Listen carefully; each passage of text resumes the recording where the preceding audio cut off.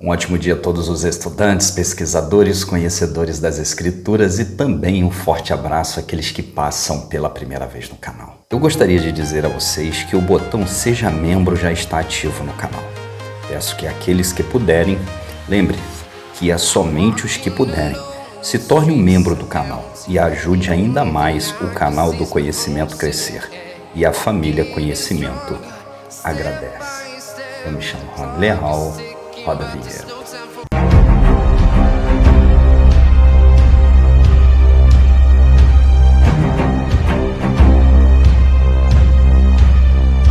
Hoje começaremos a falar sobre o episódio Torre de Babel e a divisão das línguas.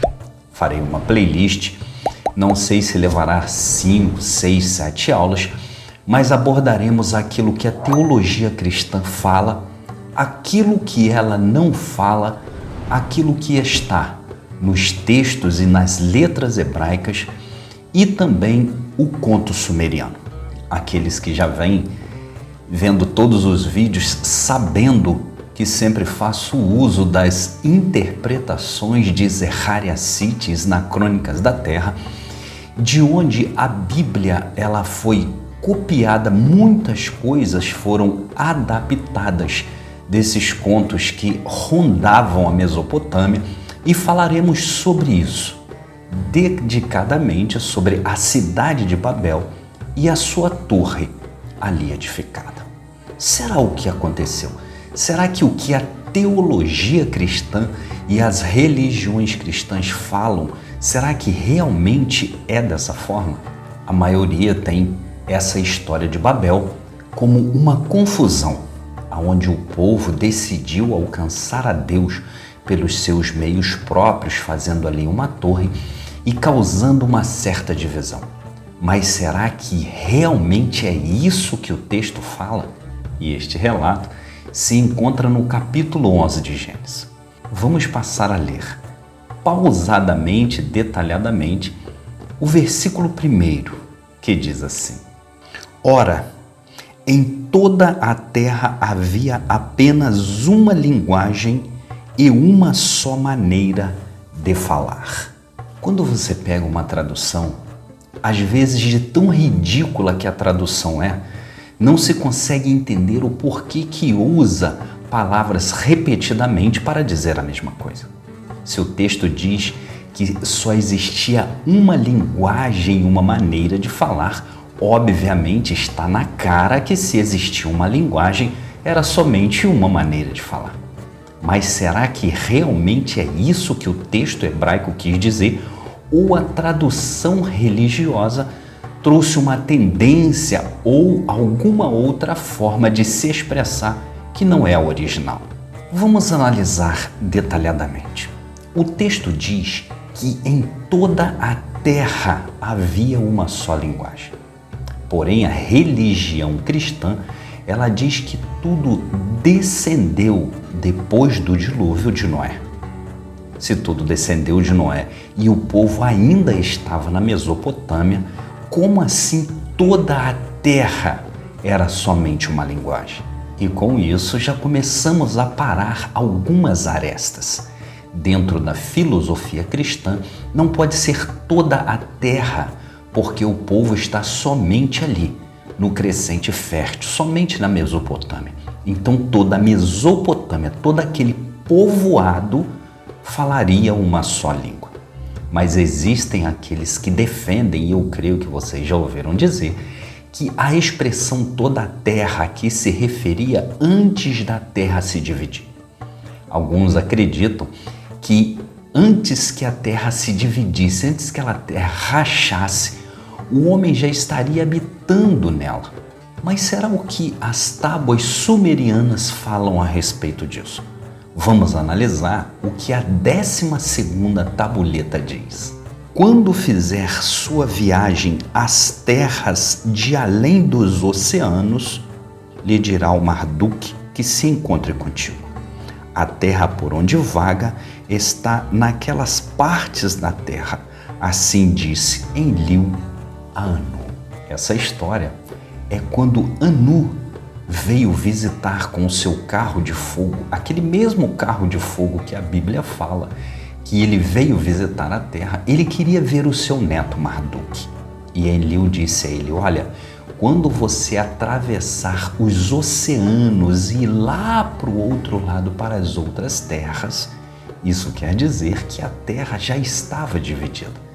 Existem outras passagens nas tábuas sumerianas onde eles vão procurar o ouro atravessando o grande oceano para a terra que tem o formato de coração, representando a América do Sul. Então, dentro das tábuas sumerianas, bem antes do dilúvio, da grande calamidade, a terra ela já estava rachada. Só que agora nós vamos entender a linguagem mais próxima do que é dito pela horrível tradução, quando fala que havia só uma linguagem e uma maneira de falar. Essa é a primeira palavra hebraica traduzida nesse texto para linguagem, que significa língua, idioma, fala e etc. Só que o detalhe está na segunda palavra. A segunda palavra significa discurso, fala, coisa, mas também significa negócio, ocupação, atos e maneira. Agora prestem atenção. Os textos hebraicos dizem que aquele povo estava ali, eles só tinham uma linguagem, uma forma de falar, porém, os seus atos também eram a sua forma de agir. A união que aquele povo tinha de o que um pensava, os outros também pensavam, era a sua unicidade. Era uma forma única de se viver. Por isso que o versículo, quando ele traduziu que o povo tinha uma só linguagem e uma maneira de falar, seria melhor ele ser traduzido que o povo tinha uma só linguagem e uma só maneira de agir, uma maneira de pensar, uma maneira de ser um povo fechado, um povo sólido, que todos agiam de uma só forma. Essa é a melhor forma que o versículo teria para se expressar. Não é simplesmente dizer que o povo tinha uma linguagem e um modo de falar. Não, o povo falava uma só língua, mas eles eram únicos em todas as suas maneiras de se expressar e de agir. Só que mesmo arrumando a tradução religiosa, a lambança continua a mesma. Porque tentar pegar um conto e fazer adaptação, se não seguir ele fielmente, uma hora vai dar ruim. E aqui deu ruim. Repare que o versículo 1 do capítulo 11, ele diz que o povo ele tinha uma só língua. Mas olha o que o capítulo 10, versículo 5 diz. Estes repartiram entre si as ilhas das nações nas suas terras, cada qual segundo a sua língua, segundo as suas famílias, em suas nações.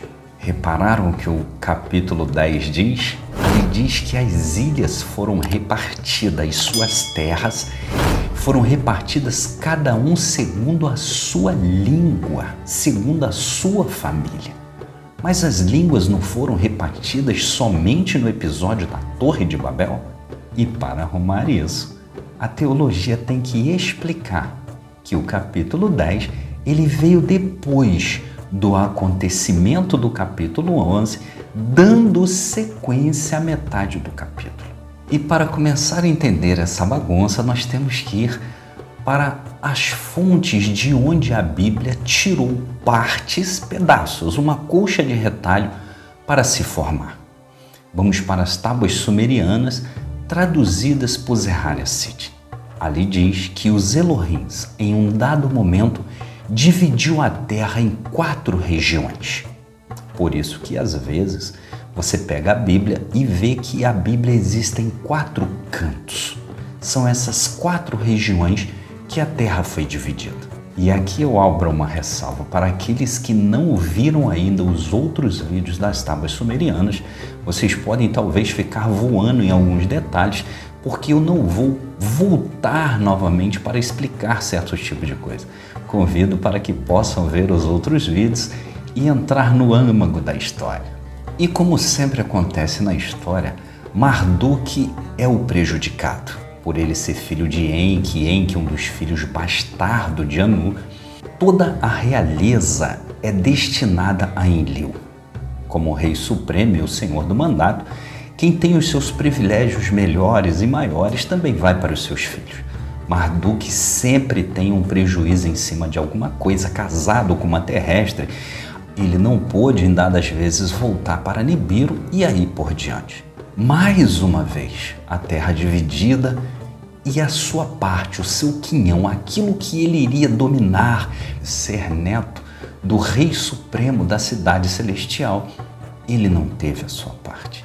Enfurecido com isso, ele vai até o seu tio Enlil, o senhor do mandato, e faz um pedido de forma exigente, da seguinte maneira, e assim diz a 12ª tabuleta de argila da Suméria. Imediatamente exigiu de Enlil uma cidade sagrada para si mesmo no Edim. Mas Enlil não teve em conta a petição de Marduk, e Marduk tomou em suas próprias mãos o fado. Agora prestem bastante atenção, porque isso é importante para entender o que realmente foi a elevação dessa cidade e da torre. Diz a história que a terra já estava dividida. Por isso, o capítulo 10 coloca que a terra foi dividida, só que erradamente o escritor diz que ela foi dividida em línguas. E isso foi uma nota do escritor. Não é uma nota do conto sumeriano. Escrito, diz as tábuas sumerianas que a terra foi dividida, como o capítulo 10 mostra, porém, segundo as tábuas, ainda era uma só língua. E dentro dessa divisão, Marduk queria ter o direito real de ter uma cidade, um lugar sagrado edificado no Edim. Era um direito de posse. E Marduk queria esse direito, ele também era filho da realeza, mas o seu tio negou. E por mais essa humilhação, Marduk reúne os Igigi ao seu comando, que sempre esteve do lado deles, alguns terrestres, e parte para um lugar para ter o seu plano mirabolante, edificar uma cidade, e que essa cidade tenha uma torre, aonde a torre se eleve e o seu topo chegue ao céu. Repare que dentro da história babilônica, os homens se reúnem para construir uma torre. E é aqui que existe essa parte da reunião para partir, edificar uma cidade e nessa cidade colocar uma torre. Não é tão fácil assim falar de um conto como uma colcha de retalho, como a Bíblia traz, para poder mostrar o que realmente aconteceu. Pela fé se acredita em qualquer coisa. Pela fé se acredita até que homem vira lobisomem e que espada pegando fogo anda sozinha. Só que pelo conto sumeriano nós temos que amarrar os detalhes para poder aí entender qual o real motivo dessa torre. Tem gente que até hoje acredita que a divindade se importou com homens fazendo barro, fazendo tijolos de barro para poder chegar até ele. Será que foi realmente isso? Por isso que não é tão fácil pegar qualquer coisa para falar da real história. E é exatamente por isso que o versículo 2 ele começa com o sucedeu o quê? Ou o aconteceu o quê? O que sucedeu? O que aconteceu? Exatamente essa história que nós acabamos de falar. Só que dentro da interpretação teológica, essa história, ela não é contada. E agora nós temos o início da história. Uma fracassada reunião com o senhor do mandato e seu sobrinho e a partida do povo do Oriente para poder edificar uma cidade. E nela colocar uma torre. Ah, e detalhe, e isso nós só falamos do primeiro versículo. Nós vamos falar no decorrer dessa playlist a respeito de todos os outros versículos e os detalhes, aqueles detalhezinhos que são pulados pela religiosidade, para que você possa ver como que isso faz um sentido fundamental dentro de uma história que foi mal contada. E como ele escolhe essa planície onde ele vai edificar a cidade e essa torre. Isso é um tema dos próximos vídeos. E com isso eu te peço que, se você está passando pela primeira vez no canal, peço que você se inscreva, ative o sininho das notificações, dê o seu joinha, que é muito importante, compartilhe esse vídeo. E eu peço a todos vocês que leiam o capítulo 11, referente à Torre de Babel, para que nos próximos vídeos eu já leia aqui os comentários e já vou dando as respostas, tirando as dúvidas daqueles que irão tendo no decorrer dos vídeos. Eu me chamo Rony Leal, um grande abraço e até a próxima.